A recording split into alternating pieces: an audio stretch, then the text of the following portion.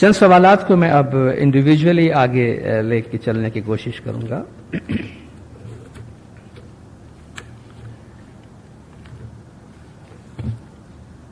Share کرنے کی نہیں ہوتے ہیں. اگر کسی نان اسماعیلی کو ہمارے طریقے میں ایڈمیشن لینا ہو تو کیا پروسیجر ہے اور کتنا ٹائم لگتا ہے؟ پروسیجر یہ ہے کہ وہ اپنے علاقے کا جو طریقہ بورڈ ہے ان کو یا کاؤنسل کو اپلائی کرتے ہیں کہ ان کو اسماعیلی بننا ہے. ان کی وہ شاید ریزنز بھی دینا چاہیں گے. اب پروسیجر کے بعد ٹائم کتنا لگتا ہے وہ ڈیپینڈ کرتا ہے انڈیویجول کیس پہ کہ وہ کیوں بننا چاہتا ہے, کیا ان کے ایشوز ہے اور ان کے فیملی انوائرمنٹ کیا ہے, تاکہ جماعت بھی ہمارے انسٹیٹیوشنز بھی کچھ بعض باتوں کو سیکیور کرنا چاہتی ہے. تو یہ نہیں کہا جا سکتا کتنا وقت لگتا ہے, مگر پروسیجر اس کا یہ ہے کہ انسٹیٹیوشن کو اپلائی کر دے.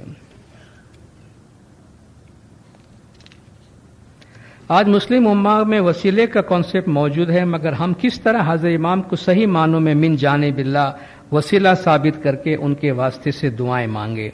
بھائی دیکھیے, اتنی ساری باتیں میں نے آپ کے سامنے کی ہیں. آپ قرآن شریف کا مطالعہ کرتے ہیں, میری اپنی بھی ایک کتاب ہے اسماعیلی طریقہ, آپ وہ ایک اردو میں ہے فی الحال, وہ بھی آپ دوستوں کے ساتھ شیئر کر سکتے ہیں.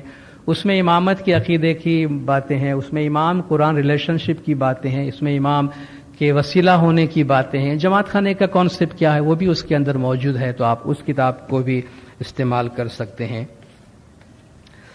اولو الامر منکم اور غدیر خم واقعہ کو ماننے کے باوجود مسلم دنیا میں مولا علی ظاہر کیوں نہیں ہے؟ بہت سے سوال اس طریقے کے آئے ہیں کہ بھئی اگر غدیر خم کا اعلان اتنا واضح تھا اور لوگوں نے مولا علی کی بیعت بھی کر لی تو اس کے بعد بھی یہ مسئلہ کیوں رہا؟ دیکھیں, یہ باتیں اتنا سادہ نہیں ہیں جتنا سمجھ لیا جاتا ہے. خود رسول خدا کی زندگی کو بھی آپ دیکھیں تو ایک بہت زیادہ پولیٹیکلی ایکسپلوسیو اور پولیٹیکلی پرابلم والا علاقے کے اندر لوگوں کو اللہ کے میسج کو ماننے میں پرابلم نہیں تھا, لوگوں کو اپنے ہاتھ سے اپنے پاور چلے جانے کا غم تھا, اس لیے وہ پروفٹ کو جو ہے وہ ریزسٹ کر رہے تھے. ورنہ ان کی تعلیمات میں کیا پرابلم تھا؟ ایک اچھی تعلیمات دے رہے تھے. اصل ایشو جو ہے وہ پولیٹیکل تھا. اور آپ دیکھیں اس کے بعد جو مولا علی کے ساتھ سلوک ہوا ہے, کربلا کے میدان میں جو کچھ ہوا ہے, کس کی ہمت ہوگی کہ رسول خدا کے خاندان کو ہاتھ لگائے؟ مگر کیوں کیا لوگوں نے ایسا؟ For power, politics. تو پالیٹکس جو ہے وہ بہت اہم رول اس میں پلے کر گیا ہے. اور آپ 1400 برس کی بات کرتے ہیں, میں آپ کو 60 برس کی بات کرتا ہوں. پاکستان جو بنا تھا وہ کس بنیاد پہ بنا تھا؟ ہم میں سے جن کی عمر 70-80 سال کی ہوگی ان کو معلوم ہوگا کہ اس وقت کوئی مذہبی تحریک یا مذہب کے نام پہ کوئی ملک بنا تھا یا نہیں, اور پاکستان بنانے والوں میں کن کن لوگوں کا ہاتھ تھا. آج جو پاکستان کی تاریخ بتائی جا رہی ہے, آج جو بچوں کو پاکستان بتایا جا رہا ہے, کیا یہ وہ ہے جو 1947 میں بنا تھا؟ اس کا کچھ بھی نہیں بچا ہے. امام سلطان محمد شاہ صلوات اللہ علیہ پاکستان موومنٹ میں اور مسلمانوں کی فریڈم کے موومنٹ میں امام کا کتنا بڑا کردار رہا ہے یا نہیں رہا ہے؟ آپ ہسٹری دیکھیں. آج آپ کو آج کے پاکستان کے کانٹیکس میں کہیں ہمارے فریڈم فائٹرز میں امام کا نام ملتا ہے؟ دور دور تک کہیں آپ کو نام ملتا ہے کہ شیعہ یا امام یا اسماعیلی امام نے اس میں کام کیا ہے؟ اس تاریخ کو کتنا عرصہ ہوا ہے؟ 60-65 سال ہوئے ہیں. اس میں بھی آپ دیکھیں پالیٹکس نے کتنے اہم شخصیات کو ہسٹری کے صفحات پر سے ایلیمینیٹ کر دیا ہے کہ ایز اف اسماعیلیز یا آغا خان کا کوئی نعوذ باللہ کوئی پاکستان بننے کے ٹائم پہ ایگزسٹنس ہی نہیں تھا, جبکہ وہ پاکستان کے ٹاپ موسٹ کے فاؤنڈرز میں سے ایک تھے. مگر یہ کیا پلے کیا ہو رہا ہے اندر؟ پالیٹکس. اور مولانا نے فرمایا نا ابھی گولڈن جبلی کے فرمان میں, جہاں ریلیجن کے ساتھ پالیٹکس کو ڈالا جاتا ہے, we would stay far away from them, ہم اس سے دور رہیں گے. کچھ لوگ اپنی آئیڈیولوجی, یعنی جیسا کہ ایک یہ امپریشن دیا جا رہا ہے کہ ملا نے پاکستان بنایا تھا, جبکہ سب سے پہلے ملا نے آبجیکٹ کیا تھا پاکستان پہ. مگر انفارچونیٹلی یہ میں آپ کو اگر 50 سال کی تاریخ میں اتنا زیادہ مینیپولیشن آف ہسٹری آپ کو نظر آتی ہے, تو وہ جو مینیپولیشن ہوئی ہے ہسٹری کے اندر, وہ ان سب چیزوں کو سامنے رکھنے کی ضرورت ہے کہ رسول نے کیا چاہا, رسول خدا نے کیا فرمایا. رسول خدا کے اتنے پاورفل यानी लीडरशिप के बावजूद हुजूर की वफात के चंद साल के अंदर अनडिजायरेबल लोगों के हाथों में मुस्लिम स्टेट चला गया, जिनको कोई मुसलमान आज ओन करने को तैयार नहीं होता कि वो शरीफ लोग थे, चंद खुलफा को छोड़ के। What happened? इतना पावरफुल मैसेज कहां चला गया? पॉलिटिक्स। तो जो सियासत जो है, पावर पॉलिटिक्स खास तौर पे, वो हर जगह बहुत रोल प्ले करती रही है। तो ये सारी चीजें मैनिपुलेट हुई है और डेवलप हुई है। तो मौला अली अलैहिस्सलातु वस्सलाम का जो गदीर ख़ुम का ऐलान है, उससे हम बार बार ये कहते हैं, आप हिस्ट्री देख लीजिए, उससे कोई डिनाई नहीं करता, क्योंकि वो इतना, इट इज टू बिग, इतना बड़ा है कि उसको डिनाई करने की हिम्मत नहीं है। उसको री इंटरप्रेट करते हैं या मिस इंटरप्रेट करते। ठीक है, मौला के बहुत से मानी होते हैं, दोस्त भी होते हैं, तो हमने कब कहा मौला अली दोस्त नहीं है हमारे, मगर उसमें कोई लीडरशिप की जो है कॉन्टेक्स्ट नहीं मिलता। तो गदीर ख़ुम की जो आप कोई भी, बल्कि आपको सैकड़ों किताबें मिलेगी, आप डॉक्टर अर्जुन लालानी की किताब IAS की छपी हुई है, अर्ली शी थॉट, उसको आप देख लीजिए, वो पूरा बेस ही करती है उसी के ऊपर, अर्ली शी थॉट के ऊपर, गदीर ख़ुम के ऊपर काफी जामे मटेरियल उसमें मौजूद है। आप उसको देखें किस तरह उन्होंने उन चीजों को डिफेंड किया है। बाकी जो बार बार ये सवाल पूछा जा रहा है कि भाई किस तरह साबित करें कि मौला मुर्तज़ा अली, और या कुरान में क्यों बिल्कुल वाज़ेह तौर पे नहीं बताया गया कि भाई, अब हम ये चाहते हैं कि अल्लाह हमारी मर्जी के मुताबिक कुरानी आयतें उतारता, तो ये तो नहीं हो सकता। हम चाहते हैं कि भाई हमें जो कुछ नजर आना चाहिए कुरान में वो नहीं है, आपको तो जो है उसी में से ढूंढ निकालना है कि क्या है। हम चाहते हैं भाई कुरान में मौला अली का नाम देखकर वाज़ेह तौर पर कुछ चीजें क्यों नहीं बता दी गई। बात चीजें इतनी वाज़ेह होती है कि बताने की जरूरत भी नहीं होती है। कुरान में आल का कॉन्सेप्ट इतना वाज़ेह है, आल इब्राहिम, आल इमरान, ज़ुर्रियत, कि उसमें कहने की जरूरत नहीं है कि एक शख्स की विरासत उसकी औलाद में जाती है, ये बार बार बोलने की जरूरत नहीं है। वो औलाद में जाती है, पड़ोसी को नहीं जाती है। तो रसूल की विरासत औलाद में जाएगी, किसी पड़ोसी को नहीं जाएगी, वो बार बार बोलने की जरूरत है क्या तुमको? जब आज तक हर चीज बाप की औलाद को जाती है, बेटे बेटी को जाती है, तो रसूल के बाद किसी और को कैसे जाएगी? सीधी सिंपल सी चीज है। आप बहुत सी चीजें वाज़ेह तौर पे चाहते हैं, आपने अरकान अरकान अरकान अरकान अरकान पे इतने सवाल पूछे। आप मुझे एक जवाब दीजिए, पूरे कुरान के अंदर इन चीजों में से किसके लिए अरकान का लफ्ज इस्तेमाल हुआ है? रोजा, नमाज, हज, ज़कात, इनमें से किसको कुरान ने अरकान कहा है? कुरान ने एक को भी अरकान नहीं। कुरान में अरकान नाम की इस तरह की कोई चीज ही नहीं है। आप मुझे बताएं, इनमें से किसी भी चीज को, रोजा, नमाज, हज, ज़कात, इनमें से किसी को भी कुरान ने अरकान कहा हो और पांचों को साथ में 5 अरकान कहा हो? नहीं। नमाज की सूरत क्या होनी चाहिए नमाज की, वो भी आपको कुरान में नहीं मिलता है। तो भाई आप कहां जाते हैं? फिर ये अरकान आपने कहां से लाया? आप कहते भाई हुजूर ने। हम भी तो यही कहते हैं ना कि भाई जब तक हुजूर को आप बीच में नहीं लाएंगे तब तक आपको ये किताब समझ में नहीं लाएंगी। तो हुजूर ने फरमाया कि मन कुन्तु मौला फअलियुल मौला। आपको ज़कात देना है, किस में से कितना देना है, कहां लिखा है कुरान में? अजी हुजूर ने फरमाया। हम भी तो ये कहते हैं कि हुजूर ने फरमाया कि अली मिन्नी वाना मिन्हु, हुसैन मिन्नी वाना मिन्हु। ये हुजूर ने नहीं फरमाया है क्या? हम भी तो यही कहते हैं कि हुजूर ने क्या फरमाया।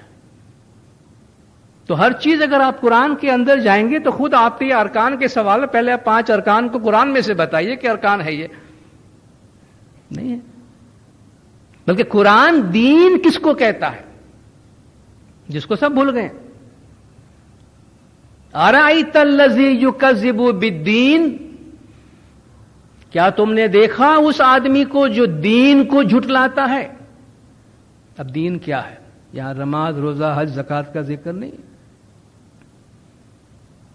ये सूरह माऊन है। अराइतल्लज़ी युकज़्ज़िबु बिद्दीन, उसको देखा तुमने जो दीन को झुटलाता है? फ़ज़ालिकल्लज़ी यदउल यतीम, वही है जो यतीम को धक्का मारता है। ये दीन। कौन दीन को झुटलाता है? वो नहीं जो नमाज नहीं पढ़ता है, वो नहीं जो रोजा नहीं रखता है, वो नहीं जो हज नहीं करता है, वो जो यतीम को, भिखारी को धक्का मारता है।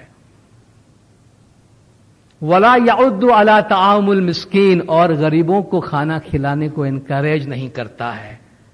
وہ آدمی دین کو جھٹلاتا ہے. یہ ہے جو دین کو جھٹلاتا ہے، جو دین کے ایتھک کو جھٹلاتا ہے، نہ کہ دین کو فارم کو جھٹلاتا ہے. فویل للمصلین، ایسے نمازی کے لیے بہت خرابی ہے.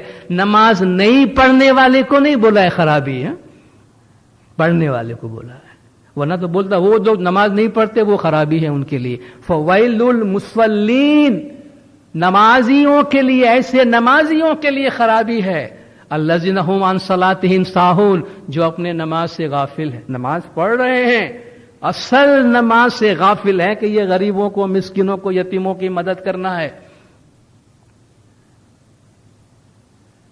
الذین هم عن صلاتهم ساہون، اور اصل نماز سے تو غافل ہے. الذین هم یراؤن، دکھاوا کرتے ہیں، دکھاوا کرتے ہیں نماز کے یہ لوگ.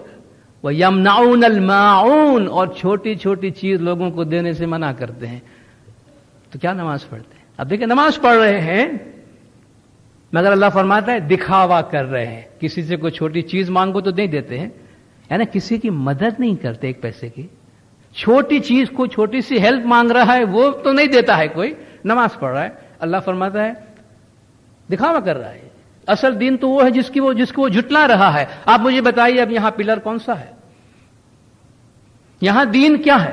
یہاں دین وہ نہیں ہے جو نماز پڑھ رہا ہے. یہاں دین وہ ہے کہ چھوٹی چھوٹی چیز لوگوں کو ہیلپ کے لیے، تمہارے پاس کوئی آئے تو اس کو ہیلپ کیا کرو. اللہ کے نزدیک یہ ہے. لیس البر ان تولوا وجوہکم قبل المشرق والمغرب، جن کو بڑا ایشو بنایا ہوا ہے قبلہ کی طرف دیکھتے ہیں یا نہیں دیکھتے ہیں. اس میں کوئی نیکی نہیں کہ تم اپنا چہرہ مشرق کی طرف کرتے ہو یا مغرب کی طرف کرتے ہو. قرآن کی آیت ہے. وَلَكِنَّ الْبِرَّ مَنْ آمَنَ بِاللَّهِ وَعَمِلَ الصَّالِحَاتِ، مگر وہ جو ایمان لائے، نیکی اس میں کہ ایمان لائے، نیک اعمال کیے، غریبوں کی مدد کرتے ہیں، لوگوں کا خیال کرتے ہیں، ایتھکس پہ چلتے ہیں. اللہ فرماتا ہے یہ ہے ان اکرمکم عند اللہ اتقاکم، تم میں سے اللہ کی نظر میں بڑا وہ ہے جو پرہیزگار ہے. بس پرہیزگاری جو ہے وہ اللہ کی نظر میں بڑا ہے. فارمز کیا تم کر رہے ہو اس کی اللہ کی نظر میں قدر نہیں ہے، اس میں تمہاری پرہیزگاری ہے یا نہیں. تو میں نے عرض کیا کہ وقت گزرنے کے ساتھ ساتھ کافی چیزوں کو پولیٹیکلی جو ہے وہ مینیپولیٹ کیا گیا ہے، اور اس پوری ہسٹری کا اگر ہمارے پاس وقت ہے تو جاننا ضروری ہے تاکہ ہم اپنے پاسٹ سے اپنے آپ کو ریلیٹ کر سکیں. مگر پاسٹ سے ہم سیکھتے ہیں، پاسٹ کی طرف جاتے نہیں ہیں. جانا ہمیں فیوچر کی طرف ہے. وہ قومیں جو ہیں وہ ٹھوکر کھا رہی ہے جو اپنے پاسٹ کو اپنا گولڈن ایج بنا کے واپس پاسٹ میں جانے کی کوشش کر رہے ہیں کہ جس کی گنجائش نہیں ہے، جو پاسبل نہیں ہے. امام ہمیں فیوچر کی طرف لے جا رہے ہیں. We learn from past to build our future. We don't want to go to the past. اکثر سنا ہے کہ ہم اسماعیلیوں کو عربی میں قرآن پڑھنا فرض نہیں ہے. جس نے بھی سنا ہے غلط سنا ہے، ایسا کبھی بھی نہیں کہا گیا ہے. ترجمہ معنی ہی سے کام چلایا جا سکتا ہے، ایسا بھی نہیں ہے. ترجمہ جاننا بہت ضروری ہے، مگر کبھی کسی نے یہ نہیں کہا کہ عربی نہیں قرآن پڑھنا چاہیے. ہماری پوری تاریخ انہی چیزوں سے بھری پڑی ہے. آپ فاطمی دور سے لے کر ہماری تمام کتابوں کو دیکھیے، انڈین کانٹیکسٹ کے علاوہ آپ دیکھیں تو ہماری ساری کتابیں قرآن کی تعلیمات پر، عربی کی تعلیمات پہ بھرپور ہے. اور ہمارے گنانوں بھی ہمیں کہا گیا ہے کہ پیر صدر دن یارہ پڑھے رہے قرآن، باہر جاوے تاکو اندر نہ. پیر صدر دن میں تم کو قرآن سکھا رہے ہیں. پیر ناچے گربی مائیں تے گائیں قرآن نیرے لول. پیر گربی میں ناچ رہے ہیں مگر آپ کو قرآن سنا رہے ہیں. تو کس نے ہمیں یہ کہا کہ ہم پہ قرآن پڑھنا یا عربی میں پڑھنا ضروری نہیں ہے؟ آف کورس یہ اسلام کی زبان ہے اور دنیا بھر کے مسلمانوں کے واسطے اللہ کا کلام ہے، اور ضرور اس کو سیکھنا اور پڑھنا جو ہے وہ لازمی ہے. کیا سنی مولوی سے میرے بچے کو عربی میں قرآن پڑھا سکتے ہیں یا نہیں؟ دیکھیے دنیا کے ہر مذہب والوں کی یہ کوشش ہوتی ہے کہ اپنے بچوں کو تعلیم اپنے ہی ہم مذہبوں سے دلوائیں، اپنے مذہب والوں سے دلوائیں. چونکہ ظاہر ہے کہ ہم چاہیں گے ہمارے بچے ہمارے عقیدے کے دائرے میں رہیں اور کسی ایسے کانسیپٹ میں ایکسپوز نہ ہو کہ جہاں ہمارے بچوں کو مس گائیڈ کیا جا سکتا ہے. تو آپ کوشش کریں ہمارے اسماعیلی قرآن پڑھانے والے نوجوان بہت موجود ہے. آپ کو کوئی پرابلم ہو آپ طریقہ بورڈ سے رابطہ قائم کریں اور انشاءاللہ طریقہ بورڈ آپ کو ارینج کر کے دے گی. جہاں تک ممکن ہو ہم کوشش کریں کہ اپنی جماعت کے دائرے میں ہی سکھائیں.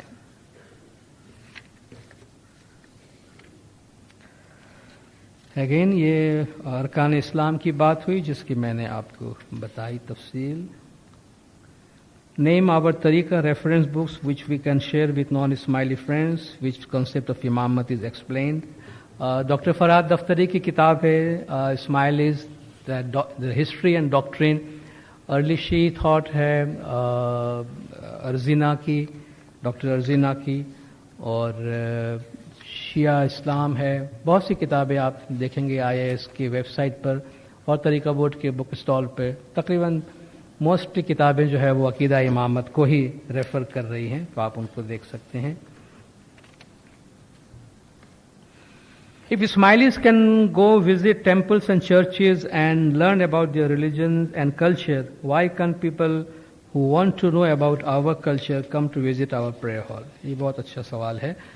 اس کے لیے جو ہے تھوڑا سا بیک گراؤنڈ جاننا ضروری ہے کہ ہمارا جو جماعت خانے کا کانسیپٹ ہے، اور میں آپ کو ریفر کروں گا مولانا حضرت امام شاہ کریم الحسینی صلوات اللہ علیہ نے دبئی جماعت خانے کی کہ جب سنگ بنیاد رکھی سن 2003 13 دسمبر شاید، اس فرمان کو آپ، اس اسپیچ کو آپ ضرور پڑھیں. اور جو میری کتاب اسماعیلی طریقہ ہے اس میں بھی یہ اس پورشن کو میں نے ڈالا ہے، جس میں امام نے ٹریس کیا ہے کہ پوری ہسٹری کے دوران مسجد کے ساتھ ساتھ اور بہت سے ہاؤس آف پائٹی جو ہے وہ چلتی رہی ہے. رباط، زاویہ، خانقاہ، جماعت خانہ، یعنی پوری تاریخ میں صرف مسجد ہی عبادت گاہ نہیں رہی ہے. مسجد کامن مسلم کی عبادت گاہ رہی ہے، مگر اس کے ساتھ ساتھ صوفیوں کی عبادت گاہ خانقاہ ہے، زاویہ ہے، رباط ہے، اور بھی پریئر ہالس ہے، اور جماعت خانہ ہے، جہاں ڈفرینٹ اسپرچول انٹرپریٹیشن والے اپنے فیتھ کی پریکٹس کرتے رہے ہیں، پیر مرید کے ریلیشن شپ کی پریکٹسز کرتے رہے ہیں. یہ مولا نے کوئی بہت ہی کلوز اور اسماعیلیوں کے بیچ میں چھپ چھپا کے کوئی فرمان نہیں کیا ہے. یہ دبئی میں مولا کے اسپیچ ہے، جس میں دبئی کے شیخ اور وہاں کے بڑے بڑے علماء جو ہے وہ بیٹھے ہوئے تھے.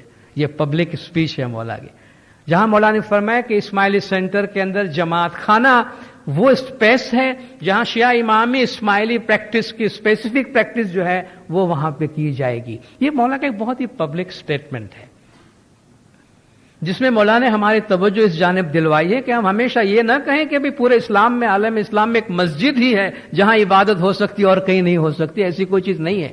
پوری ہسٹری کے دوران مسجد کے ساتھ اور بھی بہت سے ہاؤسز رہے ہیں. خانقاہ آپ سنیں، صوفیوں کے پاس خانقاہ موجود ہے. دنیا کے دوسرے حصوں میں آپ ترکی میں چلے جائیں گے، وہاں ہے. ایران میں اپنے اپنے نام ہیں، ان کے نارتھ افریقہ کے اندر اس کے نام ہے. تو وہ چھوٹے چھوٹے دوسرے ہاؤسز جہاں وہ جو دوسرے گروپس اپنے اپنے انٹرپریٹیشن کے مطابق ان کی ذکر ہے، ان کی تسبیح ہے، ان کے اسپرچول ماسٹر کی طرف سے دی جانے والی جو عبادت ہے وہ ان ہاؤسز میں کرتے تھے، جس میں رباط ہے اور خانقاہ ہے، زاویہ ہے، جماعت خانہ ہے. مولانا نے فرمایا اس کیٹیگری میں آتا ہے. تو جماعت خانہ شیعہ امامی اسماعیلی پریکٹس کی جگہ ہے. ٹھیک ہے، یہ ایک پبلک جگہ نہیں ہے. پہلی بات یہ ہے کہ جہاں آپ سارے دنیا کے انسانوں کو یہ اوپن ٹو آل آپ کر دیں، جس کو بھی آنا ہے وہ یہاں آ کے بیٹھے.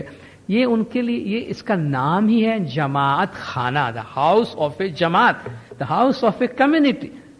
یہ خود اس کا نام بتاتا ہے کہ یہ کمیونٹی کے واسطے بنایا گیا ہے، اور جہاں مرید امام ریلیشن شپ کی جو ہماری پریکٹس ہے، ہماری دعا بندگی تسبیح اور امام کی گائیڈنس فرامین آپ دیکھیں، یہی ایک جگہ ہے جہاں امام مریدوں سے بات کرتے ہیں. جماعت خانہ، امام کے فرمان آپ یہیں پڑھتے ہیں. ہر جگہ راستے میں کھڑے ہو کے نہیں پڑھتے ہیں، گھروں میں جا کے نہیں پڑھتے ہیں. جماعت خانہ، یہاں امام کو بھی یہ کانفیڈنس ہے کہ میرے بچے یہاں ہوتے اور کوئی نہیں ہوتا تو میں یہاں اپنے بچوں سے بات کرتا ہوں.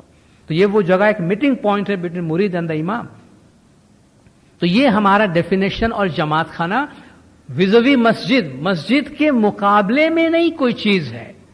مسجد سارے ہمارا مسجد ہماری بھی ہے، سارے مسلمانوں کی مسجد ہے، تو ہم کسی مسجد میں جا کے نماز پڑھ سکتے ہیں.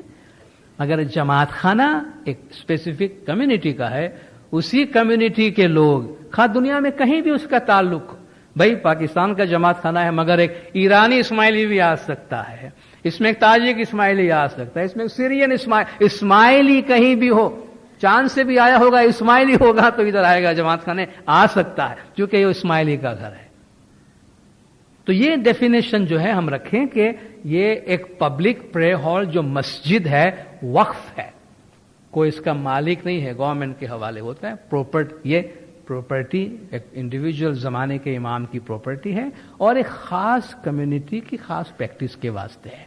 मगर इसका यह मतलब नहीं है कि हम एकदम एक्सक्लूसिव रहना चाहते हैं और एक नो गो एरिया है। It's not a no go area, ये कोई ऐसे पॉलिटिकली नो गो एरिया नहीं है, मगर एक म्यूचुअल अंडरस्टैंडिंग के साथ कि भाई हर ग्रुप को, हर इंडिविजुअल को हक पहुंचता है कि वो अपने प्राइवेट प्रैक्टिस करे अनडिस्टर्ब्ड। तो हम ये एक्सपेक्ट करते हैं कि जब हम अपनी प्राइवेट प्रैक्टिस कर रहे होते हैं तो हमें करने दिया जाए और हमें डिस्टर्ब न किया जाए, ठीक है। मगर इसका मतलब ये नहीं कि हमारे प्रेयर हॉल या हमारी जमात खाने की बिल्डिंग इनएक्सेसिबल है, नहीं है। आज दुनिया में मौला ने कितने हाई प्रोफाइल जमात खाने बनाए हैं। लंदन का है, पोर्चुगल का है, लिस्बन में है, बरनाबी का है, दुबई का है, दुशंबे का है, और भी बन रहे हैं। देखिए ये वो जगह है कि जहां ऑफिशियली गाइडेड टूर्स होते हैं। ये वो मौला की बिल्डिंग्स हैं, जमात खाने हैं, जिसका बाकायदा गाइडेड टूर होता है, टूरिस्ट आते हैं उसको देखने के लिए। ऑफ कोर्स स्पेसिफिक जगह होती है जो नहीं दिखाने होती है, प्रेयर हॉल है, प्रेयर हॉल सबको दिखाने की चीज नहीं होती, मगर बिल्डिंग इनएक्सेसिबल नहीं है। On the contrary public usage के वास्ते वो बिल्डिंग अवेलेबल है। ये सारी बिल्डिंग्स वो है जहां गवर्नमेंट ऑफिशियल, मल्टीनेशनल्स वो आके अपने कॉन्फ्रेंसेस, अपने मीटिंग्स इन बिल्डिंगों में करते हैं। तो ये इनएक्सेसिबल नहीं है, नो गो एरियाज नहीं है। लेकिन आप कहें फिर यहां क्यों नहीं होता, देखिए फिर आपको एरिया टू एरिया रिस्पॉन्ड करना होता है। बास जगहों पे आपको ऐसा कोई थ्रेट नहीं है, सोसाइटी सिविलाइज्ड है, आपको पता है कि कोई आपके लिए किसी किस्म के law and order issue create नहीं करेगा। हम जिस कंट्री में, जिस माहौल में रह रहे हैं उसको भी आप जानते हैं, हमारे यहां सिक्योरिटी कंसर्न्स हैं, हमारा एनवायरनमेंट हॉस्टाइल है, हमारे लिए हॉस्टाइल है, हम एक डिफरेंट एनवायरनमेंट में रहते हैं, ठीक है ना।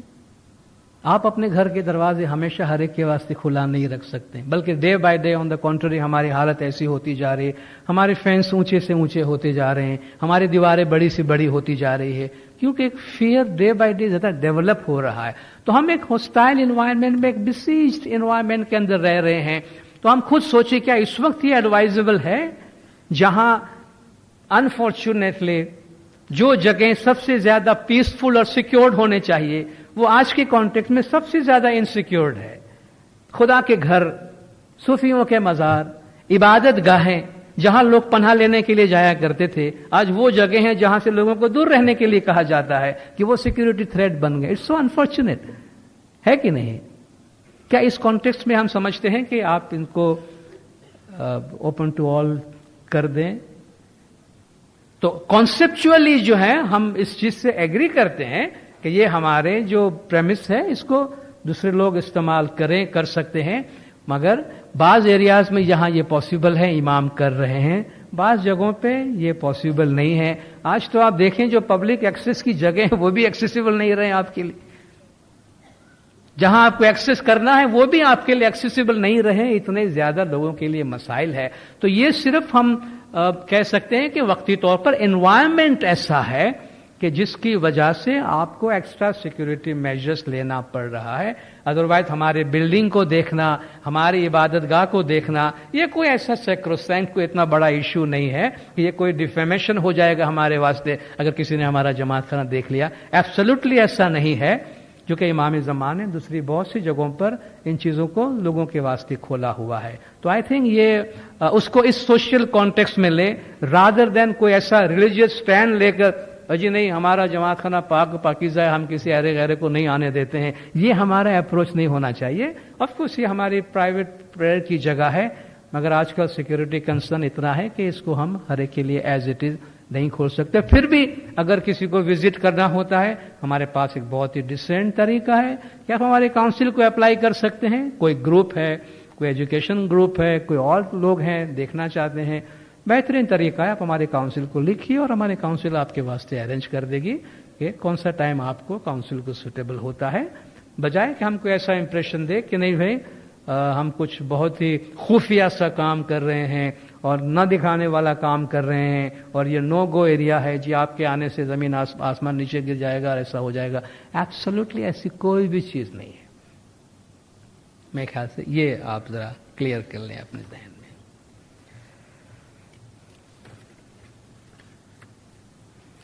अगेन गदीर खुम का ही वही मसला है।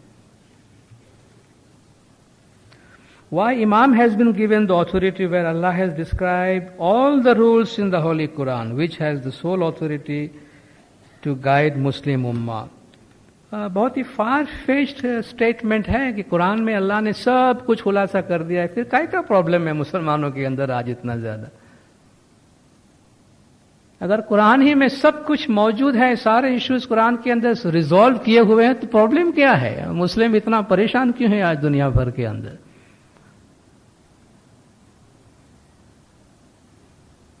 और मुसलमानों के उस ग्रुप को जिसको दुनिया भर के सारे मुसलमान इस वक्त नापसंद कर रही है, that is the only group which goes by the book.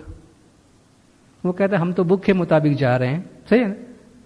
हम तो वही कर रहे हैं जो किताब में लिखा है, जिसको सारी दुनिया के मुसलमान कंडम कर रहे हैं, अपने साथ एसोसिएट करने को तैयार नहीं है।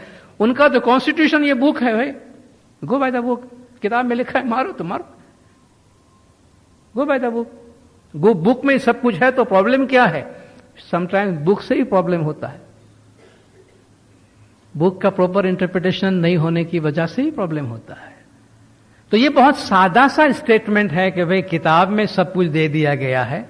ये किताब आया मुअल्लिम के साथ ही, किताब में ही सब कुछ था, तो किताब ही आसमान से उतर जाती, किताब को किसी को लेके आने की जरूरत क्या रही? मुझे कोई ऐसी किताब का नाम बताए, आसमानी किताब जो किसी पैगंबर पे नहीं उतरी है, जिसको लेकर कोई पैगंबर नहीं आया, खुद ब खुद आया है आसमान से। आप कुरान को भी इसलिए मानते हैं कि पैगंबर कहता है कि अल्लाह की किताब है, और ना दूसरा क्या प्रूफ है आपके पास? पैगंबर ने कहा कि मैं अल्लाह का कलाम लेकर आया हूं, वरना और क्या है? पैगंबर, अल्लाह फरमाता है इस किताब के साथ मैंने नूर भेजा है, इस किताब के साथ मैंने मुअल्लिम भेजा है। ये किताब एक शख्स को दी गई है, उसको कहा गया तुम समझाओ इनको, तुम बताओ इनको, वो मुअल्लिम है। अब जिनकी जबान में किताब उतरी है, जिनके इलाके में उतरी है, जिनके मुहावरे इस्तेमाल हुए हैं, जिनके इश्यूज को एड्रेस किया गया है, उनको कह रहा है कि ये मुअल्लिम है तुम्हारे लिए। और हमारे लिए ना वो जबान है, ना कॉन्टेक्स्ट है, टाइम, सोसाइटी 100% रेडिकली चेंज हो गई पूरी सोसाइटी। और हम कहे जी हम कुरान पढ़ लेंगे, समझ भी लेंगे, सिखा भी लेंगे, हमें किसी मुअल्लिम की जरूरत नहीं। दूसरों करो, सब पढ़ रहा है, हर आदमी किताब पढ़ रहा है, हर आदमी किताब इंटरप्रेट कर रहा है। और सोसाइटी का हशर देखें आप क्या है, मुस्लिम सोसाइटी का हशर देखें क्या है आज। आप ही कह रहे हैं कि मुस्लिम सोसाइटी को आइडेंटिटी क्राइसिस है। कहां से आई भाई? कुरान मौजूद है, फिर आइडेंटिटी क्राइसिस कहां से आई तुम्हारे पास? हर मोहल्ले का कुरान इंटरप्रेटर अपना इंटरप्रिटेशन देता है, हर मुल्क का मुल्ला अपना इंटरप्रिटेशन देता है। कितना रिडिक्यूल होता है कभी कभी इस्लाम, ऐसे फनी किस्म के इंटरप्रिटेशन और फतवे आ जाते हैं। क्यों ऐसा होता है? बुक तो है, इसी बुक में से लोग बात करते हैं।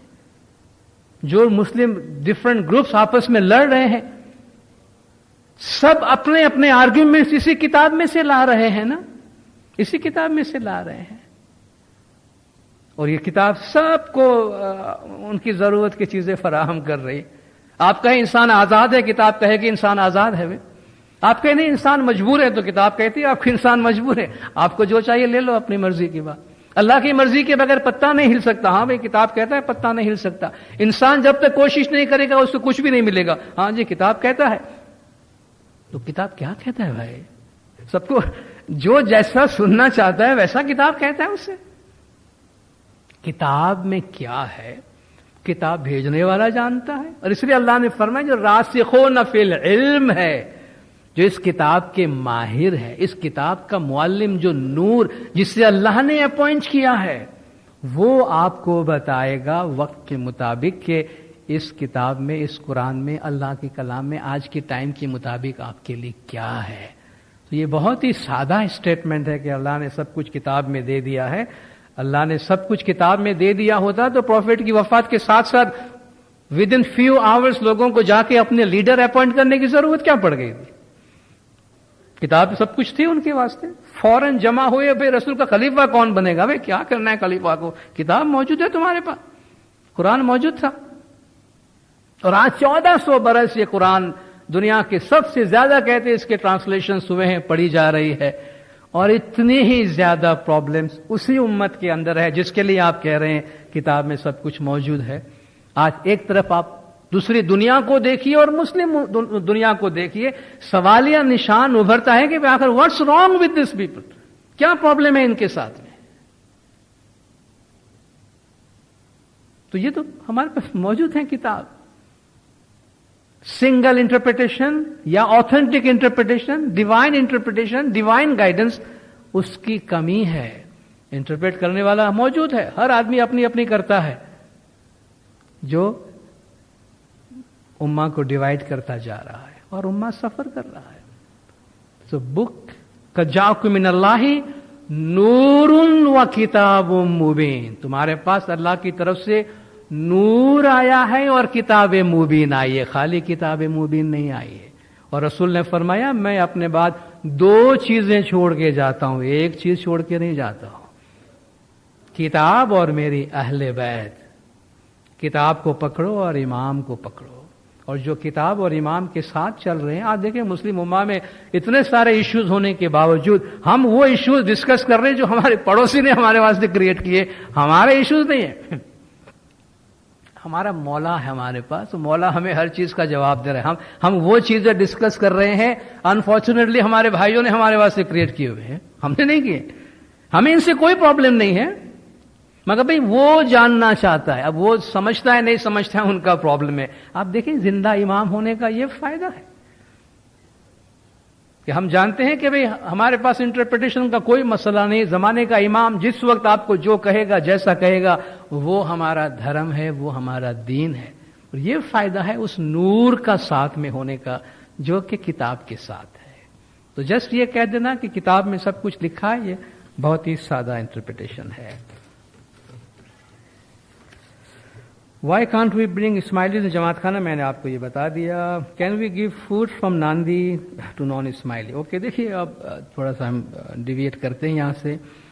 آف کورس اگر جماعت، اس میں 2 چیزیں ہیں. آپ جماعت خانہ سے ناندی کسی غیر کو دینے کی انٹینشن سے نہیں لیتے ہیں، کوئی بھی نہیں لیتا ہوگا، ٹھیک ہے نا. آپ جماعت خانہ سے ناندی لیتے ہیں تو آپ اپنے گھر میں استعمال کے واسطے لے جاتے ہیں، ٹھیک ہے.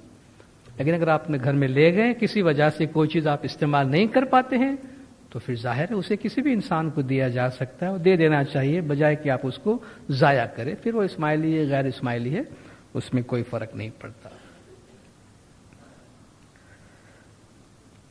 کچھ لیگل ایشوز ہیں جو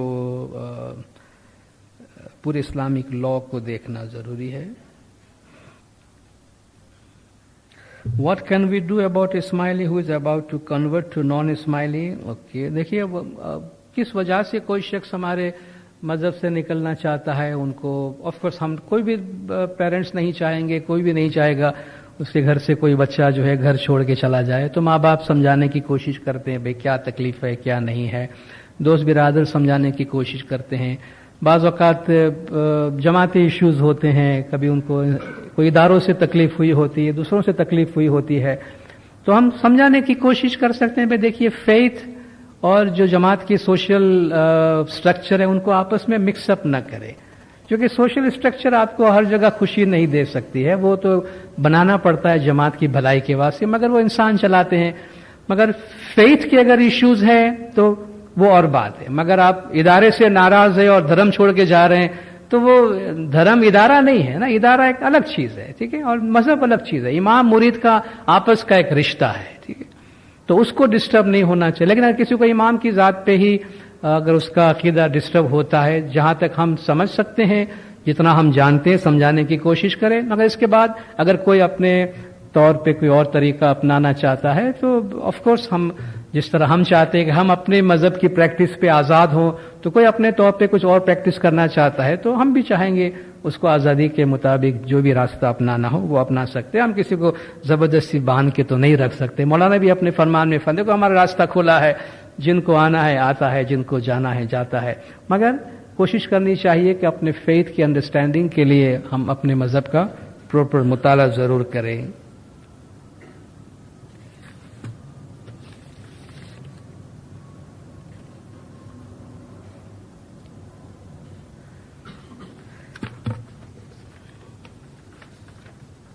Been confronted with following questions by youth. Why should we ask Imam to solve our problems, solve this world's problems? Why not ask directly from Allah?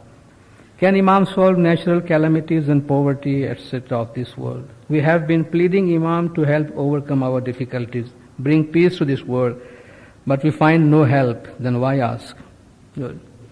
दो इशू, एक तो भाई इमाम से क्यों मांगते हैं। लेकिन देखिए मेरे लास्ट हिकमत दुआ की जो मैंने फिलोसफी दुआ की रमज़ान के महीने में बात की थी, उस वक्त भी इस्माइली अकीदे की जो तालीम हमारी दुआ के अंदर है, ऑफ कोर्स अल्लाहुम्मा,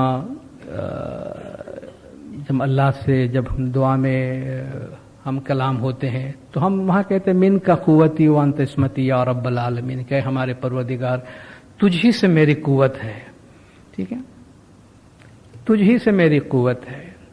और अगेन उसी दुआ में हम कहते हैं या इमाम ज़मान या मौलाना अंत कुव्वती व अंत, या इमाम ज़मान तू मेरी कुव्वत है। और लोग कहते हैं ये कॉन्ट्रडिक्शन है। ये कॉन्ट्रडिक्शन नहीं है।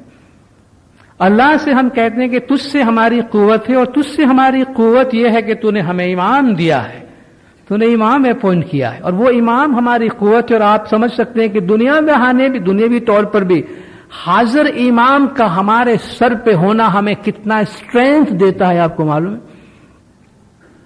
दुनिया में किसी भी कोने में चले जाएं, आप जानते हैं कि हाजिर इमाम इवन दुनिया बहाने जाहिरी तौर पर भी हमारा रखवाला है। आप किसी मुल्क में इसलिए रह रहे होते हैं कि आपका इमाम आपको वहां सिक्योरिटी की गारंटी देता है। कुछ जगह हैं जहां इमाम नहीं चाहता कि मुरीद जाए, वो मुरीद नहीं जाता वहां। क्यों नहीं चाहता मुरीद वहां? वो पहले ये जानना चाहता है इमाम इस कंट्री के बारे में क्या सोचते हैं, इमाम के इस एरिया के बारे में क्या, वो कहीं ना कहीं से जानने की कोशिश करेगा कि आया मैं कहीं इमाम के इस विजन से और इमाम के प्रोटेक्शन के बाहर नहीं चला जाऊं। मैं देयर आर सर्टेन एरिया जिसके लिए इमाम ने फरमाया था कि मैं फिलहाल नहीं चाहता कि आप इधर आए, और मुरीद वहां गए तो इमाम नाराज भी हुए कि मैं तुम यहां अपनी मर्जी से आए हो। क्योंकि इमाम एक तौर पर कहो तो अपनी मर्जी पे आए हो, मतलब ये कि मैं जिम्मेदार नहीं हूं तुम्हारा यहां होना। ये बहुत बड़ी बात थी उन मुरीदों के वास्ते कि तुम अपने तौर पे यहां आए हो, मैंने तुमको नहीं कहा था आने के लिए। क्योंकि जहां हमारे मुरीद होते हैं, इमाम एक एक मुरीद का ख्याल करते हैं, उनको सिक्योर। मैं बहुत जाहिर बात करता हूं कि इतने हम ज्यादा इमाम, अब देखिए हमारे आसपास की हालात देखे दुनिया के क्या हो रहे हैं, मगर इस्माइली कितना स्टेबल होता है अपने दिल के अंदर। ये पांच जो मौला बैठा है, अपना मौला बैठा है, हमारा मौला है। यानी इवन एक जाहिरी कॉन्टेक्स्ट में भी अपना मौला बैठा है, मौला रखवाला है। ये कुव्वत है, ये कुव्वत है, और ये अल्लाह की दी हुई कुव्वत है। और जिसको अल्लाह ने कुव्वत कहा, कुरान शरीफ में मौला अली को अल्लाह तबारक व ताला जो है वो सुल्तान नसीरा, बहुत बड़ा हेल्पर का नाम दिया है। तो जिसको अल्लाह ने हेल्पर का नाम दिया है, हम उससे हेल्प नहीं मांगेंगे तो किससे मांगेंगे? अल्लाह ने फरमाया, हुजूर ने फरमाया अपने हदीस में कि अल्लाह अय्यद हाज़ा दीन अबी अली, अल्लाह ने अली के जरिए से इस दीन की मदद की है। तो अल्लाह ने अली को मददगार बनाया है, तो मैं अली से मदद मांगता हूं, और मैं खुश हूं कि मैं, और मुझे खुशी है, सेटिस्फेक्शन है। मैं अपनी हिस्ट्री, हम अपनी हिस्ट्री देखते हैं 50 साल, 60 साल, 80 साल तक आप सब अपने पास्ट में देख सकते हैं, तो आप जानते हैं कि आपके हमारी दुआओं ने हमें क्या जवाब दिया है। हमारे बुजुर्ग हैं, आप अपने माजी की तरफ देख रहे हैं, 70-80 ईयर्स आप देख सकते हैं। वो जमाना और आज का जमाना, आप खुद कहेंगे कि हमारी इससे ज्यादा हमारी दुआओं के आंसर्स और क्या होंगे कि हम कहां थे, हमारे मौला ने हमें कहां पहुंचाया। और मैं कहूं कि नथिंग इज हैपनिंग, कुछ नहीं हो रहा है। दूसरी कौमों को देखिए, हमें देखिए, हम इन दुआओं के नतीजे में इमाम की मेहरबानी से कहां पहुंचे हैं। इमेजिन नहीं कर सकते हैं कि दुनिया में इस्माइली कहां कहां पहुंचे हुए हैं।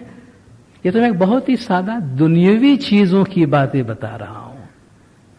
باقی ہر مرید کا اپنا ایک اینکر ہوتا ہے, ایک لنگر ہوتا ہے جس کو وہ پکڑ کے رکھتا ہے, اور وہ پرسیپٹیبل ہوتا ہے, نظر کے سامنے ہوتا ہے, اس کو ویژولائز کر سکتا ہے. اللہ بھی انسان سے کمیونیکیٹ کرنے کے لیے بیچ میں پروفٹ کو رکھتا ہے. اللہ کو کون سی چیز مانے ہوتی ہے کہ وہ پروفٹ کو بیچ میں رکھے؟ اللہ کو ہم سے ڈائریکٹ بات کرنے میں کیا پرابلم ہے؟ اللہ کو ہم سب پہ وہی بھیجنے میں کیا پرابلم ہے؟ کیوں ایک کے اوپر بھیجا؟ ایک آدمی کو سلیکٹ کر کے بولتے ساری دنیا والوں کو بتاؤ, تو ہم سے کو ڈائریکٹ کیوں نہیں بات کرتا ہے؟ اللہ بھی ایک لحاظ سے یہ بتا رہا ہے کہ اس سے کمیونیکیٹ کرنے کے لیے بیچ میں کسی کا ہونا ضروری ہے, جو اللہ کی بات سنے اور تمہیں سمجھائے تمہاری زبان میں کہ شاید تم ہماری بات نہیں سمجھ سکو گے. اور ہم کہیں کہ ہم تو ڈائریکٹ بات کر لیں گے, وہ بولے ڈائریکٹ بات نہیں کر سکتا, ہم کر لیں گے. میں بھی کچھ لوگوں کو یہ بات اپیل کرتی ہو, کچھ کو نہ بھی کرتی ہو. وابتغوا الیہ الوسیلہ, اے ایمان والو اللہ سے ڈرو. اتقوا اللہ وابتغوا الیہ الوسیلہ, اللہ تک پہنچنے کے واسطے وسیلہ تلاش کرو. اور وسیلہ خالی نام لینے کے واسطے نہیں ہوتا ہے, وہ وسیلہ ہی آپ کا مشکل کشا مولا علی کا نام ہے. ساری دنیا کے مسلمان مشکل کشا کے نام سے جانتے ہیں, تو اس کو مشکل کشا نہیں بولیں گے, مشکل آسان نہیں مانگیں گے, کس سے مانگیں گے؟ اور ہم بھی دعائیں مانگتے ہیں, لیکن دعائیں مانگنے کا مطلب تو یہ نہیں ہے کہ ہم جو دعا مانگے وہ ویسے کہ ویسی ہو جائے ہمارے واسطے. اور یہ کہنا کہ امام سے ہم مانگ رہے ہیں اور ہمارے مشکلات آسان نہیں ہو رہی ہے, چلے ہم امام سے مانگ رہے ہیں, دوسرے تو اللہ سے مانگ رہے ہیں, ان کی کتنی مشکلات آسان ہو گئی, وہ تو ہم سے بری حالت میں ہے نا. وہ لوگ جو امام سے نہیں مانگ رہے ہیں, اللہ سے مانگ رہے ہیں, ان کی حالت ہم سے بہتر ہے کہ اللہ وہاں فیل ہو گیا ہے, یہاں امام فیل ہوا, وہاں اللہ بھی فیل ہو گیا. جو ڈائریکٹ اللہ سے مانگتے ہیں ان کی حالت ہم سے بھی بری ہے کہ نہیں سوسائٹی کے اندر, آپ دیکھیں. تو کیا ہم کہنا چاہتے ہیں کہ بھئی ہم اللہ سے مانگ رہے ہوتے تو شاید بہتر حالت میں ہوتے؟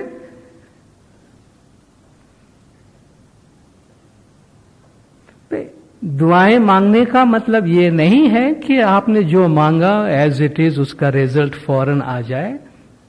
ابھی ہم راستے میں آتے ہوئے ہم دعاؤں کی آپ کو کیفیت بتاتے ہیں. ریڈیو میں ڈسکشن آ رہا تھا, تو ڈینگی فیور جو پھیلی ہوئی اس کے اوپر ایک شخص نسخہ بتا رہا تھا کہ اگر خدا نہ خواستہ کسی کو ڈینگی ہو جائے تو وہ سورہ رحمان اتنی دفعہ پڑھ کے اور اس پہ پھونک دے, انشاءاللہ اس کا ڈینگی فیور ختم ہو جائے گا.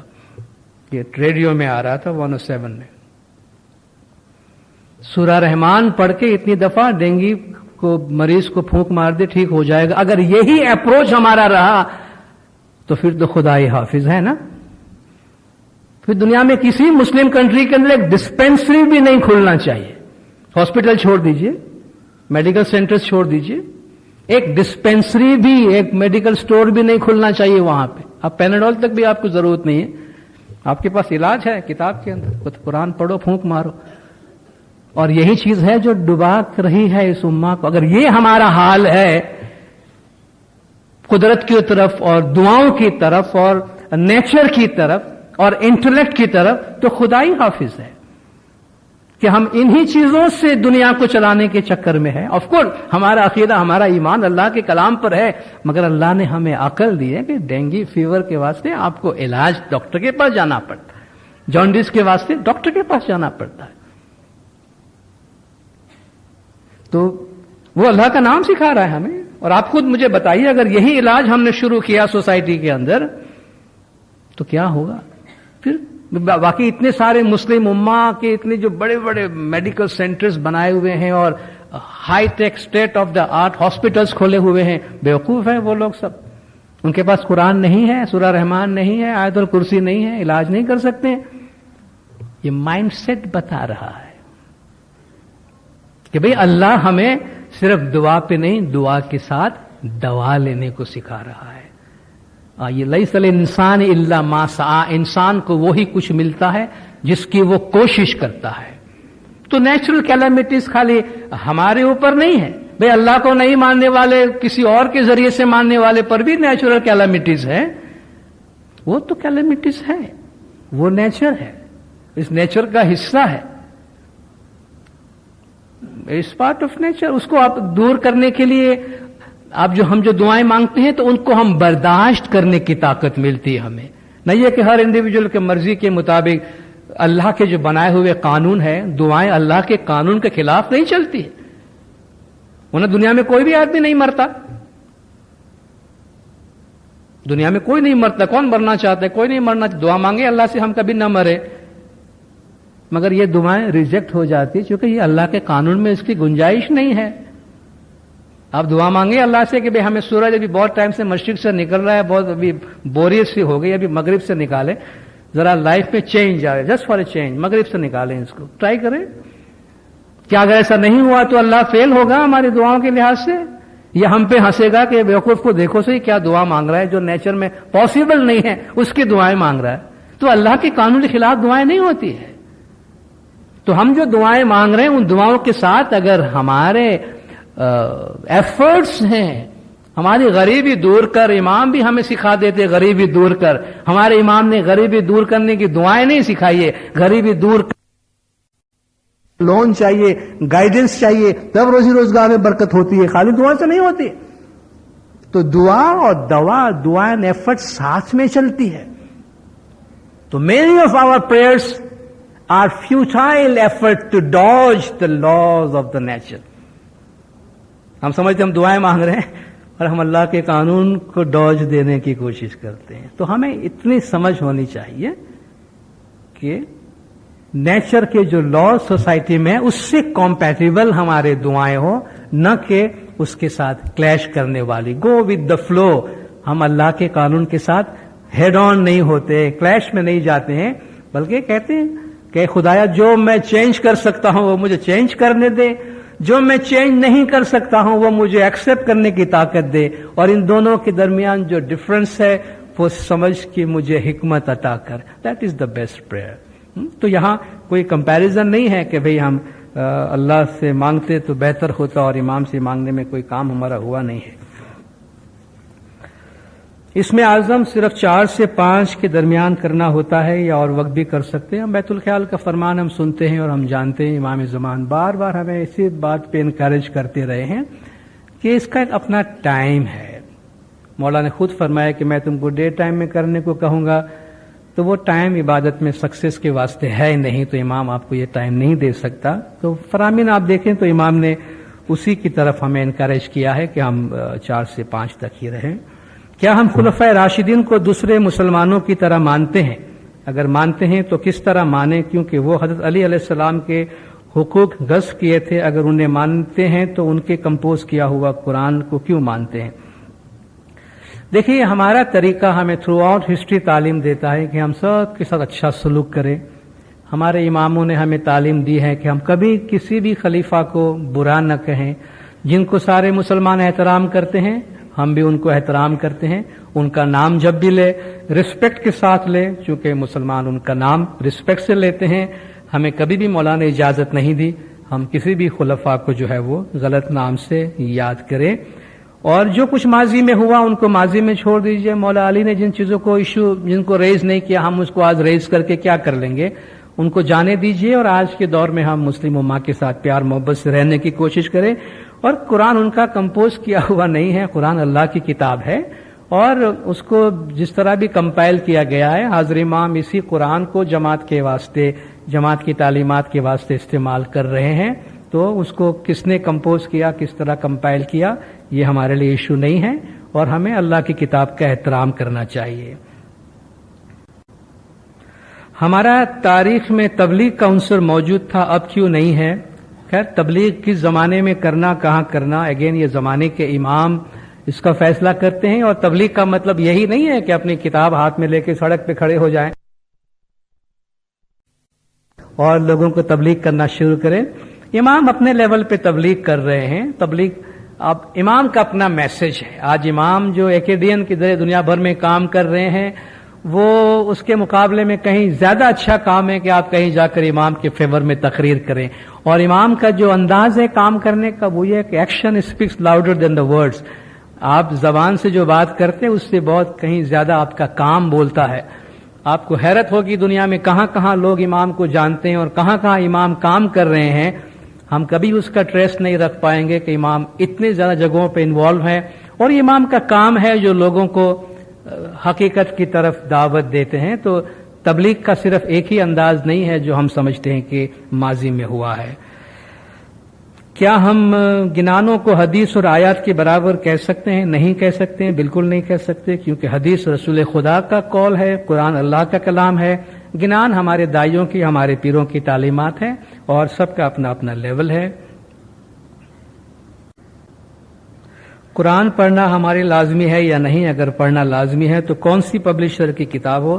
دیکھیے, قرآن پڑھنا اور پڑھنا ہے ہمیں, تو جو شیعہ ٹرانسلیشن ہے آپ اس کو پڑھیں. ہم نے پہلے بھی کہا کہ آپ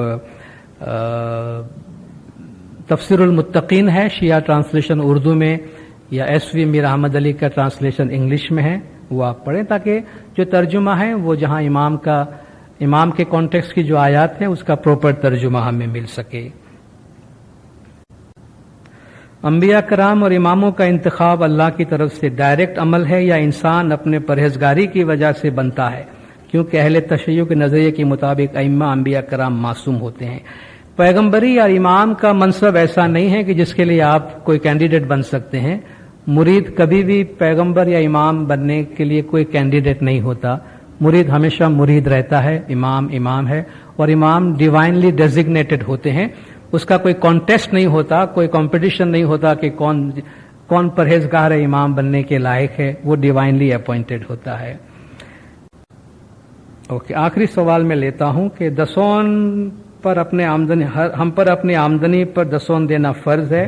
اگر ایک آدمی کماتا تو ہے لیکن اس کے اوپر دوسروں کا قرض بھی ہے, اس وقت اس کو دسون دینا چاہیے یا قرض چکانا ضروری ہے؟ کیونکہ حقوق اللہ کے ساتھ ساتھ حقوق العباد بھی ضروری ہے. دیکھیے, یہ قرض آپ نے لیا ہے, امام نے تو نہیں لیا ہے. ٹھیک ہے, آپ کے اوپر قرض ہیں اور وہ قرض آپ کو چکانا ہے. امام کا جو حق ہے وہ امام کو چکانا ہے. اگر ہم امام کا حق روک کر آپ اپنا قرضہ چکاتے ہیں, یہ تو بالکل ایسا ہی ہے کہ آپ امام کے جیب میں ہاتھ ڈال کے پیسے لیتے ہیں اور اپنا قرض چکاتے ہیں. آپ مارکیٹ سے قرض لیتے رہیں اور جماعت خانے میں پارٹ پر سے پیسے اٹھا کے قرضہ چکاتے رہیں. یہ بالکل ایسا ہی ہے کہ ہم نے دسون جو امام کا حق ہے وہ نہیں دیا اور قرضہ چکایا. یہ بالکل ایسا ہی ہے کہ لوگوں سے میں پیسہ لیتا رہا اور امام کا جو پیسہ ہے پارٹ پر ہے یا میرے گھر میں ہے یا امام کے جیب میں ہے, وہاں سے ہاتھ ڈال کے میں اٹھایا اور اپنا قرضہ چکایا. یہ تو بالکل گنجائش نہیں ہے. تو آپ نے قرضہ لیا ہے, آپ اپنے آمدنی میں سے دیجئے. امام کا جو حق ہے وہ تو آپ کا ہے ہی نہیں, وہ تو آپ جماعت خانے کے حوالے کریں. اس کے بعد جو آپ کے پاس بچتا ہے اس میں سے آپ قرضہ ادا کریں, اور دسون ادا کریں گے تو مال میں اتنی برکت ہوگی کہ آپ قرضہ بھی چکا سکیں گے. اگر امام کا پیسہ بھی روک کے قرضہ چکانے جائیں گے تو اس مال میں وہ برکت کہاں سے آئے گی کہ جس سے ہم اس قرض کے لعنت سے باہر نکل کے اپنے آپ کو بلند کر سکے. تو مال امام کو اپنے مال کے ساتھ کبھی بھی مکس نہ کرے. تو یہ میرے خیال سے وقت کے لحاظ سے کافی سوالات آپ کے میں نے سلیکٹ کیے ہیں. مجھے پتہ نہیں کہ ابھی کوئی کراس کوشچننگ کی آپ کے پاس گنجائش بچتی ہے یا نہیں. مکی صاحب, کامل صاحب اور مکیان کامل صاحبان, آپ جماعت کا میں تہ دل سے شکر گزار ہوں. آپ نے بہت خاموشی سے سنا اور بہت انٹرسٹ کے ساتھ آپ نے یہ سوالات بھیجے, اور انشاءاللہ یہ کوئی ایک سیشن میں چیزیں ختم ہونے والی نہیں ہیں, مگر اس کو ہم کنٹینیوس بیسس پہ رکھیں تاکہ اور بھی سوالات اس طرح کے ہم ایڈریس کر سکیں اور ان ڈیپتھ اپنے مذہب کو سمجھ سکیں. بہت بہت شکریہ. یا علی مدد.